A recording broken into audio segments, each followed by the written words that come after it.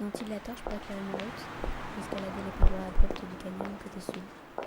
Pour arriver au-dessus d'un highway qui charriait un flot de voitures à l'envers frisco la nuit. Je dévalais l'autre versant, manquant de me casser la figure, et j'arrivais au fond d'un ravin, devant une petite ferme le long d'un ruisseau où un chien, toujours le même, m'aboyait aux fesses toutes les nuits que Dieu a faites depuis des mois. Ensuite, on pouvait marcher vite. C'était une route argentée de poussière, sous les arbres noirs d'encre de la Californie, une route en zigzag comme le signe de Zorro, une route comme toutes celles qu'on a vues dans les westerns de série B. Une route comme toutes celles qu'on a vues dans les westerns de série B.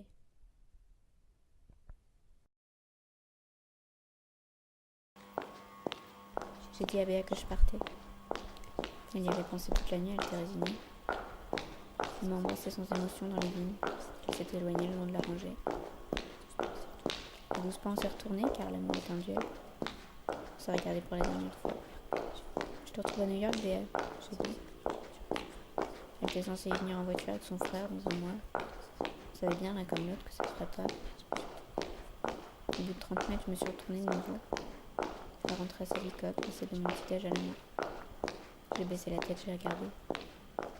Misère de moi. Voilà que j'étais de nouveau sur la route. Misère de moi. Voilà que j'étais de nouveau sur la route.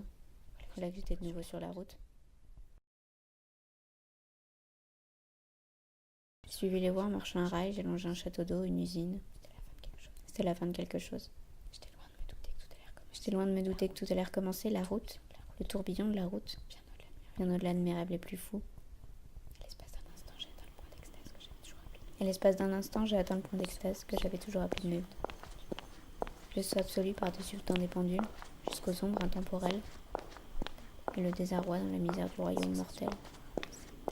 Avec la sensation de devoir avancer, talonné par la mort, fantôme traqué par lui-même.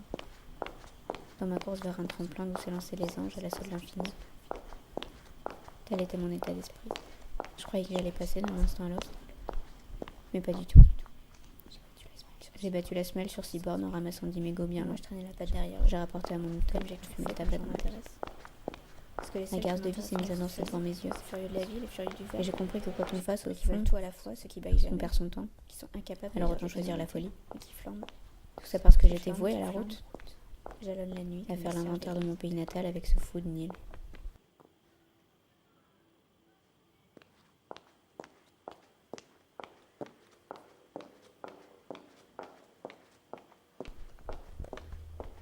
Quel est ce sentiment qui vous étreint quand vous quittez des gens en bagnole, que vous les voyez rapetisser dans la plaine jusqu'à finalement disparaître?